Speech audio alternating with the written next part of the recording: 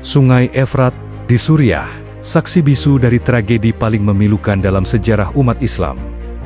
Selama berabad-abad, umat Islam dikenal tak terkalahkan saat melawan Romawi dan Persia. Namun, pada tahun 37 Hijriah, 657 Masehi, pedang-pedang yang biasanya terhunus ke arah musuh, kini terhunus ke arah saudara sendiri.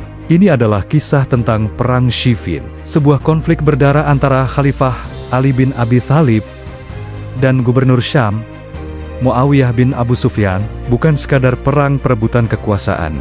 Ini adalah ujian terberat bagi para sahabat Nabi. Ujian yang membelah umat Islam menjadi Sunni, Syiah, dan Khawarij hingga hari ini. Bagaimana bisa dua kubu yang sama-sama mencintai Rasulullah berakhir saling bunuh di padang pasir? Untuk memahami Siffin, kita harus mundur ke peristiwa berdarah di Madinah. Terbunuhnya Khalifah Utsman bin Affan saat Ali bin Abi Thalib dibaiat menjadi khalifah keempat. Situasi Madinah sangat keos. Kota dikuasai oleh pemberontak yang membunuh Utsman. Ali mengambil kebijakan, stabilkan dulu negara, baru kita hukum para pembunuh Utsman. Namun, di Damaskus, Muawiyah bin Abu Sufyan sepupu Utsman menolak berbaiat. Ia memegang prinsip, darah dibayar darah. Serahkan dulu pembunuh Utsman, baru aku berbaiat. Dua-duanya punya ijtihad, dua-duanya merasa benar. Ali ingin menyelamatkan kesatuan negara. Muawiyah menuntut keadilan bagi keluarganya. Surat demi surat dikirim, negosiasi gagal, dan akhirnya pasukan pun bergerak. Ali membawa pasukan dari Kufah, Irak. Muawiyah membawa pasukan dari Syam, Suriah. Mereka bertemu di lembah Siffin. Ada satu kejadian menarik. Sebelum perang, pasukan Muawiyah tiba lebih dulu dan menguasai satu-satunya sumber air di Sungai Efrat. Mereka memblokade pasukan Ali agar mati kehausan. Pasukan Ali marah. Di bawah komando Malik Al-Astar, mereka menyerang dan berhasil merebut kembali sumber air itu. Apa yang dilakukan Ali? Apakah dia membalas dendam? Tidak. Khalifah Ali justru berkata, "Ambillah air itu. Kita tidak akan menghalangi mereka dari air. Karena air adalah hak setiap makhluk hidup." Itulah bedanya negarawan sejati dengan penguasa. Meski diambang perang, etika tidak boleh mati.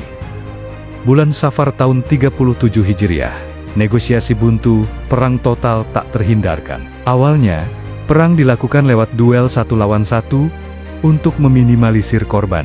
Tapi lama-kelamaan, emosi memuncak, pertempuran pecah secara massal. Sejarah mencatat, ada sekitar 90.000 pasukan Ali melawan 80.000 pasukan Muawiyah.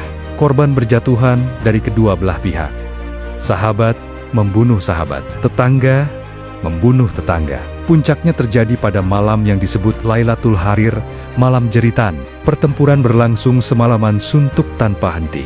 Denting pedang dan teriakan takbir bercampur dengan rintihan kematian. Dikatakan bahwa saking dahsyatnya, pasukan Ali di bawah pimpinan Malik Al-Astar sudah hampir menembus tenda komando Muawiyah. Kemenangan Ali sudah di depan mata. Melihat kekalahan sudah dekat, Muawiyah panik. Ia berpaling pada penasihat utamanya yang cerdik, Amr bin Ash. Amr bin Ash mengusulkan strategi yang jenius sekaligus kontroversial. Angkatlah mushaf Al-Quran di ujung tombak, serukan kepada mereka untuk kembali pada hukum Allah. Seketika, ratusan mushaf diangkat tinggi-tinggi oleh pasukan Syam.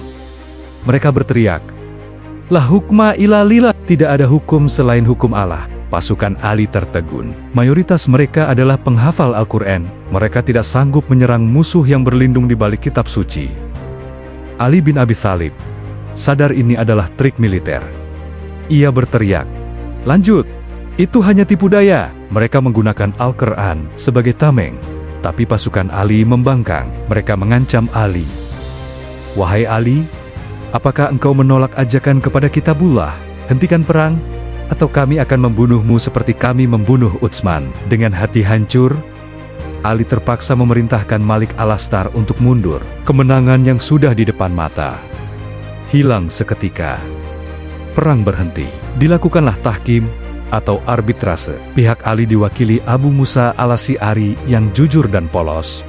Pihak Muawiyah diwakili Amr bin Ash yang cerdik dan politis. Singkat cerita, Diplomasi itu merugikan posisi Ali secara politik. Tapi bencana sebenarnya bukan di meja perundingan. Sebagian pasukan Ali yang tadi memaksa berhenti perang, kini malah menyalahkan Ali karena mau berunding dengan Muawiyah. Logika mereka terbolak-balik. Mereka berkata, Ali, kamu telah berbuat dosa besar karena menerima hukum manusia, bukan hukum Allah.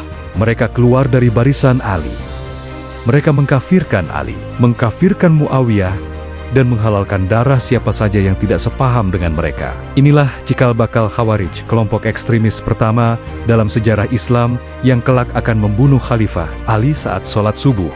Perang Siffin berakhir tanpa pemenang sejati. Muawiyah kembali ke Syam dan kelak mendirikan dinasti Umayyah.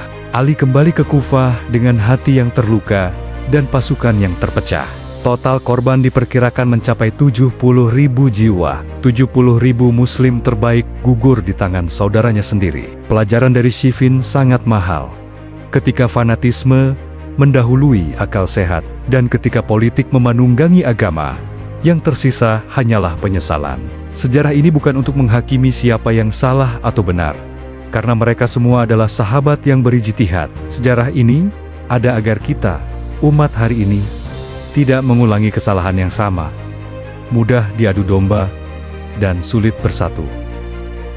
Saya Bioscraps, sampai jumpa di video sejarah selanjutnya.